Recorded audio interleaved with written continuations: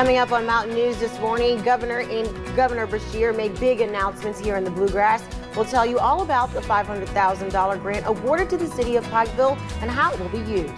And Pike County was not the only one to benefit from yesterday's visit. We'll show you how new funding in Letcher County is going to be used.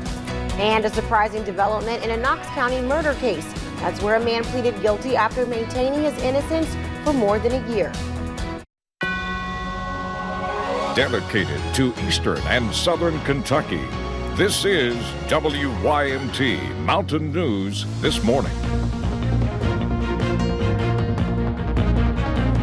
Good morning. It is 5:36. I'm Will Puckett. And I am Lacey Roberts. Thank you for tuning in to Mountain News This Morning on this Tuesday, March the 3rd, or Lacey, we call it Monday 2.0. I forgot already. Okay, I'll put you on the sorry. spot. It's okay.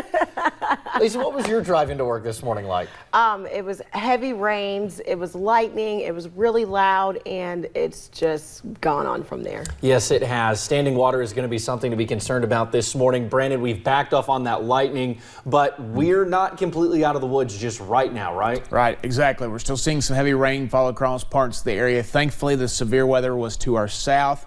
Thoughts and prayers for our neighbors in the Volunteer State because they've been hit hard overnight. We have an update here in a second on the death toll. We'll talk about that. I think Lacey will have that for you here in a little bit. Let's talk about our weather right now. Live pinpoint Doppler radar. We're seeing those heavier bands of rain still continuing to plague parts of the Cumberland Valley, down basically from Lake Cumberland over Pulaski and Wayne, McCreary through Whitley, all the way into the Cumberland Valley through Bale, Knox, and into Harlan counties this morning, and then back over into Claiborne and Campbell counties in East Tennessee. The rest of the bulk of the rain is starting to move out. Visibility is awful, as Will mentioned. We're also watching for the possibility of some ponding water or maybe some localized high water issues. This rain came down fast in the overnight hours, and of course a lot of folks probably got woke up by some loud thunder boomers there in the overnight. Temperatures are actually starting to go up. Only a couple of 40s left. Irvin and Somerset, everybody else already in the 50s this morning, and we'll head toward the 60s later today. The good news is the rain should be out of here completely by later today or early this evening, so that gives us some relief here in the mountains. We'll continue to update you on that here in just a few minutes. And the death toll continues to climb from overnight tornadoes in Middle Tennessee. CBS affiliate WTVF in Nashville is reporting 3 more people are dead in Putnam County, which includes the city of Cookeville. Police had already confirmed 2 deaths in East Nashville earlier this morning. We will continue to bring you updates as we learn more. Yesterday, Governor Andy Beshear awarded the city of Pikeville a $500,000 Appalachian Regional Commission grant.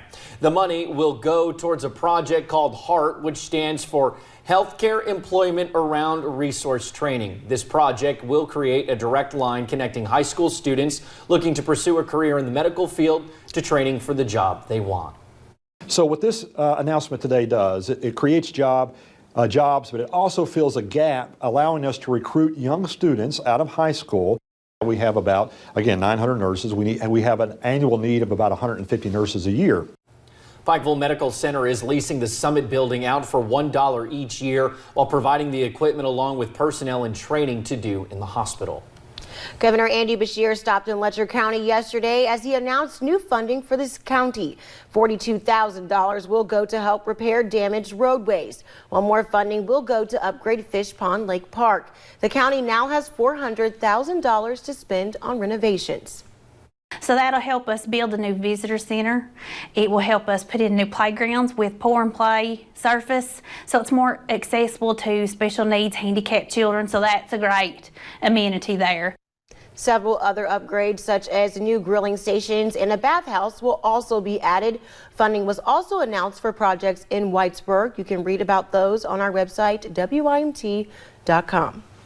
The University of Pikeville's Health Professionals Building played host to the annual Health Provider Substance Use Disorder Education event yesterday. And those involved say events like these are one way the region is working to be on the forefront of battling the opioid epidemic. WYMT's Buddy Forbes talked with a professional who says researchers are seeing the results.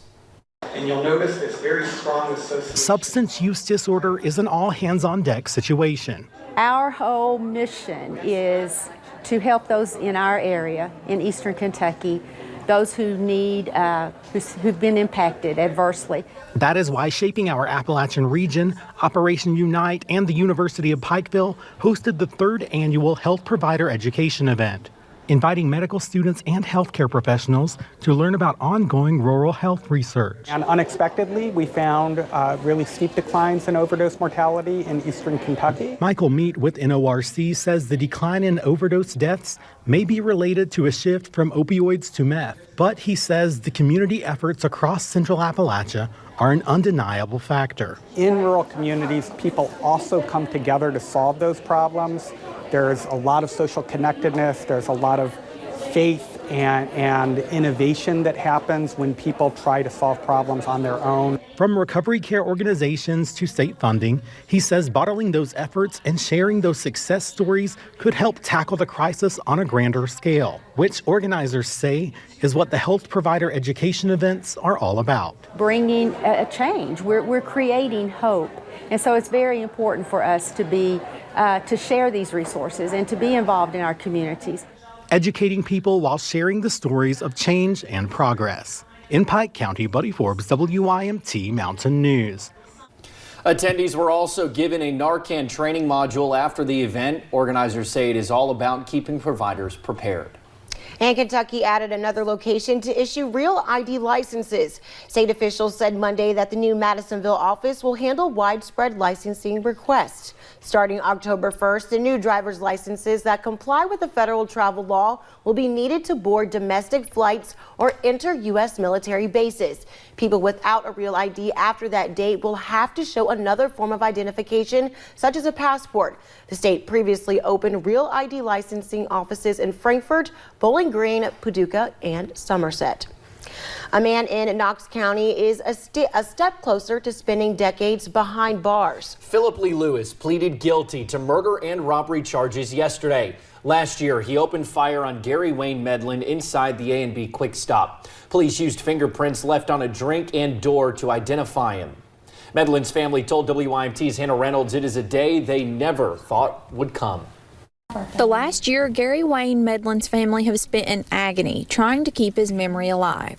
So this is Gary's birth flower, then you got the heartbeat, then you have the line, because that's when I became the mother of an angel, Gary Wayne Medlin. Before Monday, if you asked Philip Lee Lewis about his involvement in the robbery of the A&B Quick Stop and Gary's murder, Well, I don't even know where I'm at. I don't even know nothing about Knoxville, Kentucky. I ain't never been here. So I feel like I'm being framed or something. I've never been here. I don't know nothing about this city. he even had several different alibis for the night of January 16, 2019, all of which placed himself in Michigan. I was at home with my baby mama, sleep. I just had a long day of studio section with my cousin and them, whatever, whoop-de-whoop. We was kicking and chilling, rapping and smoking or whatever. I made it home about 11 o'clock. My uncle opened the door for me. Boom. Every month, every court date, he stuck to that story. Until Monday, the day before his trial was set to start. Him admitting guilt eased my heart a lot more than anything I've had the last 13 months. Now that Lewis pleaded guilty to killing Gary, the family questioned why it took so long. Regardless, they feel that there's not a day or a minute that goes by that we don't love him and miss him. Their hearts will never be the same. In Knox County, Hannah Reynolds, WYMT Mountain News. Philip Lee Lewis will appear back in court for sentencing on April 3rd. Also in Knox County, a murder trial is set to begin 1 week from today on Tuesday, March the 10th. Sidney Smith is accused of shooting Michael Souders in April, then leaving his body at a dump site. Smith is scheduled for one last hearing this Friday ahead of the trial. He faces murder, tampering with physical evidence, wanton endangerment, and abuse of a corpse charges. A Clay County man charged with killing his uncle pleaded not guilty yesterday. Investigators tell us they found 26-year-old David Taylor covered in blood Friday night. They believe he killed Carl Roberts Jr. following an argument. Taylor's preliminary hearing is scheduled for next Monday. His bond is $500,000. In December of last year, 20 horses were found shot and killed in Floyd County. One of the surviving horses, Knox, got a new forever home yesterday. Knox's new owner, Vicki Baumgardner, says she cannot wait to welcome her new addition. She has a 12-acre farm in Taylorsville. Investigators still do not know who shot the horses. The reward to find the person or persons responsible is up to $23,000. Well, it's 5:45 when we return on Mountain News this morning. While the Kentucky Derby is still months away, preparations are already underway. It's going to be a soggy start to this Tuesday, but we get a break later and a dry day tomorrow. How long will it last? I'll tell you in 3 minutes.